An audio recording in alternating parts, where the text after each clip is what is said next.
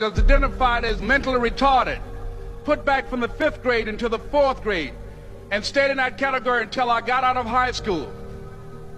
I don't have any college training, but I met a high school teacher who one day changed my life. I was waiting on another student, and when he came in, he said to me, "Young man, go to the board and write what I'm about to tell you." And I said, I can't do that, sir. He said, "Why not?" I said, "I'm not one of your students." He said, "It doesn't matter. Follow my directions now." I said, "I can't do that, sir." He said, "Why not?" I said, "Because I'm educable mentally retarded." And he came from behind his desk and he looked at me. He said, "Don't ever say that again. Someone's opinion of you does not have to become your reality." And as he talked, my heart began to beat fast.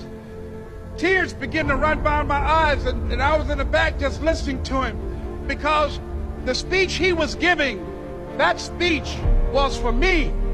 And he said, "Les Brown," he said, "if you want to do anything worthwhile in life, you've got to be hungry."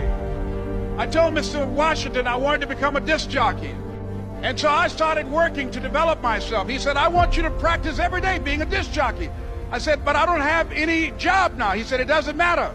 He said that it's better to be prepared for an opportunity and not have one than to have an opportunity and not be prepared.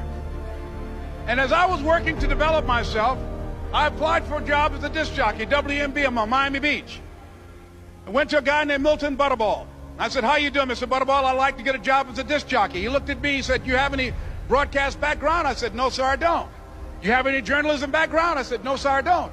He said, "We don't have any jobs available." I said, "Yes, sir." I went back to Mr. Washington and I told him. He said, "Don't take it personally." He said, "Most people are so negative, they will have to say no 7 times before they say yes." He said, "Go back again." So I went back again. I said, "How you doing, Mr. Butterball? My name is Les Brown." He said, "I know what your name is. What do you want?" I said, "I'd like to know whether or not you have any jobs at disc jockey, sir." He said, "Didn't I just tell you yesterday we didn't have any jobs?" I said, "Yes, sir, but I know whether or not somebody got laid off or somebody was fired, sir." He said, "No one was laid off or fired. Now get on out of here." I came back the next day like I was seeing him for the first time. I said, "Hello, Mr. Butterball, how are you?" He looked at me with rage. He said, "Go get me some coffee." I said, "Yes, sir." And I went to get him some coffee. After a while, I would get their lunch and dinner, and I would go in the control rooms and take the disc jockeys their food, and I would not leave until they would ask me to leave. One Saturday afternoon, while I was at the radio station, a guy named Rock was drinking while he was on the air. I was the only one there, looking at him through the control room windows, walking back and forth, young, ready, and hungry. Pretty soon the phone rang, and it was the general manager. And I answered the phone. I said, "Hello?" He said, "Les, this is Mr. Klein." I said, "I know." He said, "Rock can't finish his program." I said, "I know." He said, "Would you call one of the other DJs in?" I said, "Yes, sir." I hung the phone up. I said, "Now he must think I'm crazy." I called my mom and my girlfriend, Cassandra. I said, "Y'all turn up the radio and come out on the front porch. I'm about to come on the air." I waited for about 20 minutes, and I called him back. I said, "Mr. Klein, I can't find nobody." He said, "Young boy, do you know how to work the controls?" I said, "Yes, sir." He said, "Go in there and don't say nothing here." I said, "Yes, sir." I couldn't wait to get behind those controls. I put on an old Stevie Wonder record called Fingertips. I sat down behind that turntable. I said, "Look out, this is me, LB Triple P, Les Brown, your platter playing papa. There were none before me, and there will be none after me. Therefore, that makes me the one and only. Young and single and love to mingle, certified, bona fide, indubitably qualified to bring you satisfaction, a whole lot of action. Look out, baby, I'm your love man." I was hungry. I was hungry. You got to be hungry. Begin to know that you have greatness within you.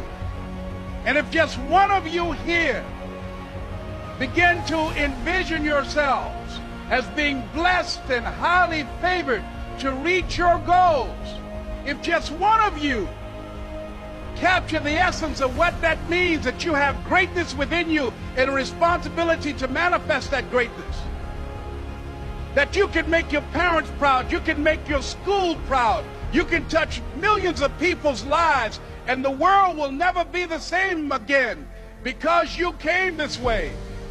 It was hard, ladies and gentlemen, coming to speak to people. And I was facing financial difficulties in my own life. I was behind on my bills and my dreams, and I'm saying to them, you can live your dream. It was hard, ladies and gentlemen. It was very difficult to pick myself up each day believing that I could do it. There were times that I doubted myself. I used to ask myself, can I do this? And something said within me, you're the one. Don't give up on your dream. By continuing to push forward, by continuing to run toward my dream, that one day I would have my own talk show. It's a long shot, ladies and gentlemen, from Liberty City, an abandoned building on a floor, never knowing my mother or father. It's a long shot. Being here with you today in this dome in Atlanta, it's a long shot. No college training, labeled educable, mentally retarded, but I kept running toward my dream. Don't stop.